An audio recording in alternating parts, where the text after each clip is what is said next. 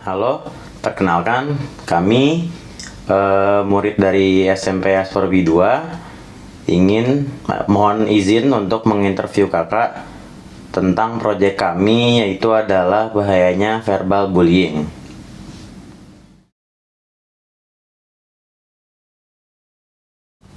Sebelumnya, boleh perkenalkan diri kakak dulu.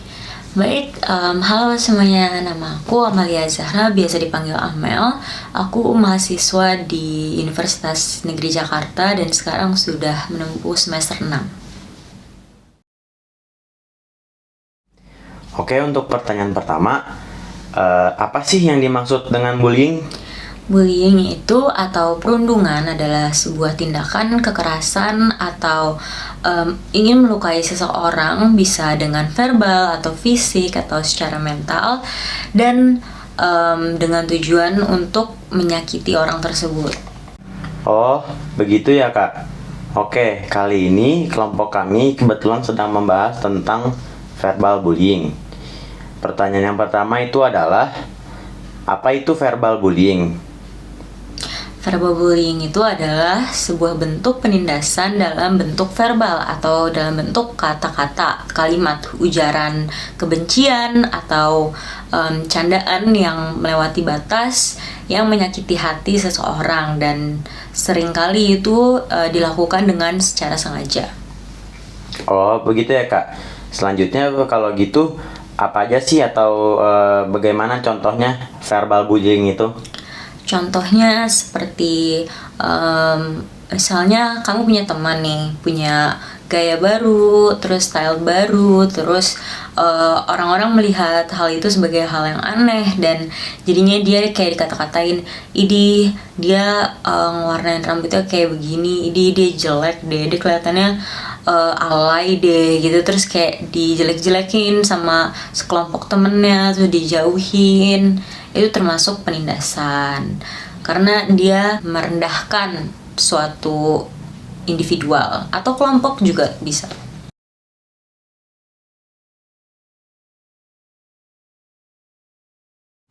Oke nih kak, kan tadi kita udah membahas tentang apa itu verbal bullying dan apa saja contohnya. Sekarang aku mau tanya pertanyaan ini.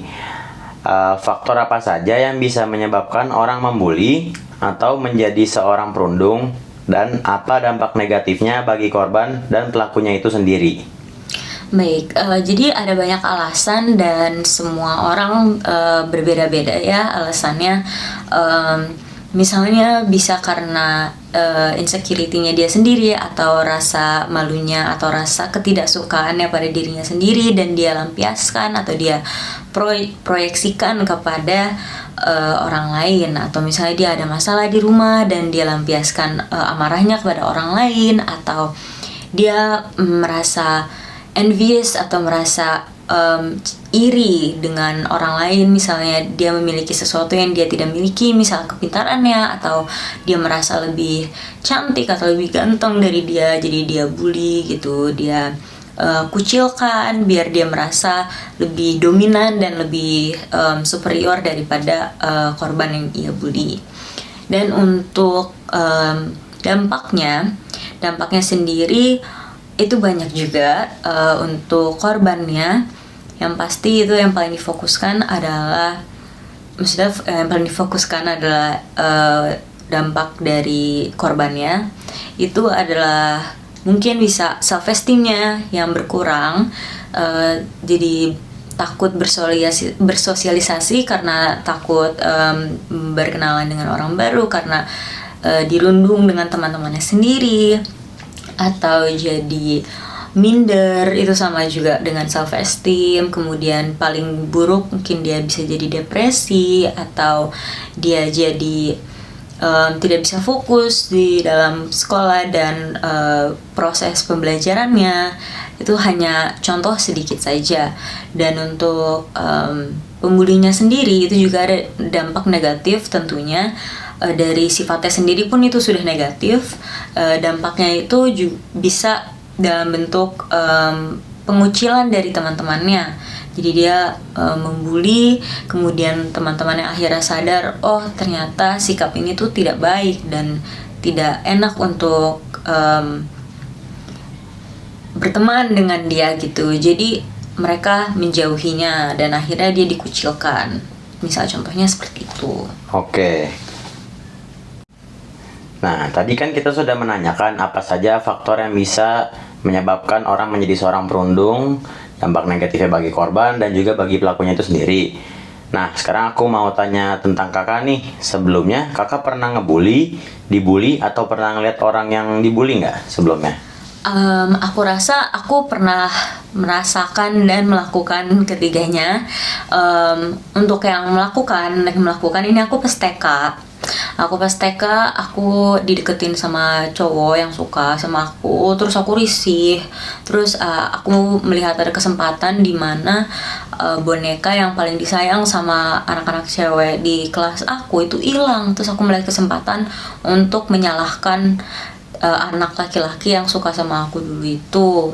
Terus jadinya kan dia dirundung kan, dia dibully sama teman-teman aku. Tapi walaupun aku bukan perundung secara langsung, tapi aku yang memercikan apinya. Jadi aku juga termasuk dalam pembulinya. Tapi kita kemudian minta maaf walaupun dipaksa oleh gurunya. Ya, tapi kemudian untuk melihat, saya juga pernah melihat, dan itu juga di saat bersamaan ketika saya juga merasakan perundungan juga. Tapi ini mungkin masuk verbal juga ya, tapi saya lebih dikucilkan sih. Tapi di verbalnya itu lebih secara diam-diam gitu, diomongin di belakang. Jadi saya pernah melihat teman saya yang mungkin perekonomiannya berbeda dengan teman-teman yang lainnya, dan kemudian mereka melihat teman yang satu ini menjadi lebih rendah daripada mereka.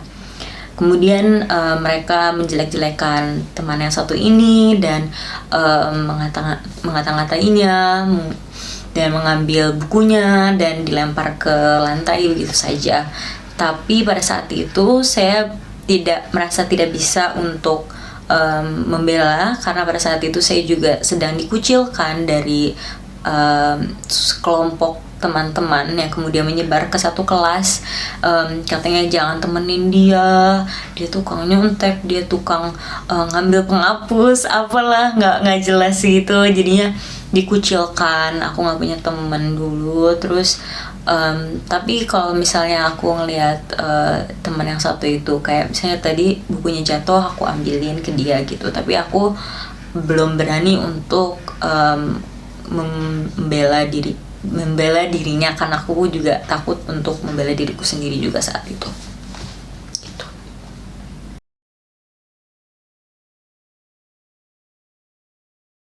Oke, terima kasih banyak kakak. Kalau tadi udah gimana ya, udah mau bercerita tentang pengalaman kakak. Kalau gitu, kira-kira bagaimana tanggapan kakak terhadap bullying? Tanggapan aku terhadap bullying sendiri itu ya tentunya negatif ya, karena itu bisa memberikan dampak negatif kepada suatu individual atau suatu kelompok, dan itu bisa dampaknya itu bisa dalam jangka waktu yang panjang. Dan tapi perlu ditekankan juga, walaupun memang benar kalau para pembuli itu harus diberikan pelajaran yang tegas, dan agar mereka jera dan mengerti mengapa hal tersebut yang mereka lakukan adalah salah. Harus diketahui juga bahwa kita tidak bisa melakukan kekerasan, kita tidak bisa melawan kekerasan dengan kekerasan, karena dengan itu hanya memvalidasi mindset mereka, di mana mereka pikir, oh berarti menjadi orang jahat itu boleh, oh berarti menjadi orang yang keras, melakukan kekerasan, ngata-ngatain itu boleh, karena buktinya aku diperlakukan seperti ini gitu. Jadi bukan berarti kita harus melembut-lembutkan mereka, kita harus menindak tegas pada mereka, tapi tidak berarti kita harus melakukan kekerasan kembali kepada mereka.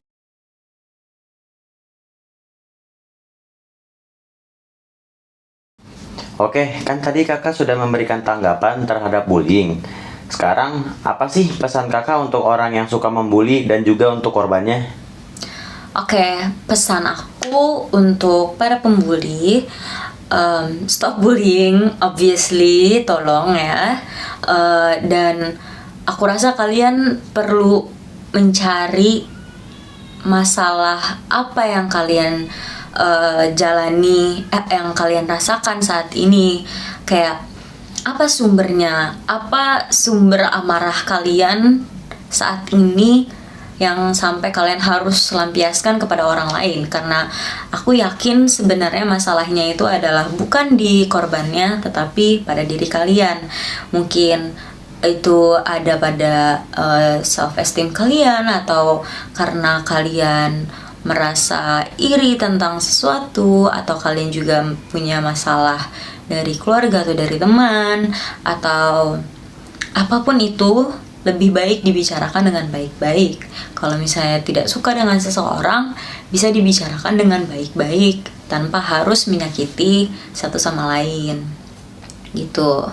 Dan untuk para korban, dan siapa tahu teman-teman yang nonton ini adalah penyintas berat sekali ya kata-kata penyintas ya, pernah kena bullying atau semacamnya gitu. Aku cuma mau bilang semangat walaupun itu ngeselin banget ya kalau ada orang bilang yang sabar ya, itu ngeselin, aku tahu. Tapi ketahuilah bahwa mereka sebenarnya hanya butuh bantuan juga, dan lebih baik kalian kasihani mereka. Tapi bukan berarti kayak kalian boleh membiarkan mereka menginjak-injak kalian. Enggak. Stand up for yourself is good. Standing up for yourself is good. Mencari bantuan kepada misalnya guru atau orang tua atau teman yang kalian bisa percayai, itu bagus. Cari bantuan itu bagus. Jangan takut untuk mencari bantuan. Dan support itu ada di mana-mana kok. Dan ya, semangat terus. Oke, terima kasih banyak Kak untuk informasinya hari ini. Semoga bisa membantu teman-teman kita semuanya ya. Kalau gitu kita pamit dulu. Dadah. Dadah.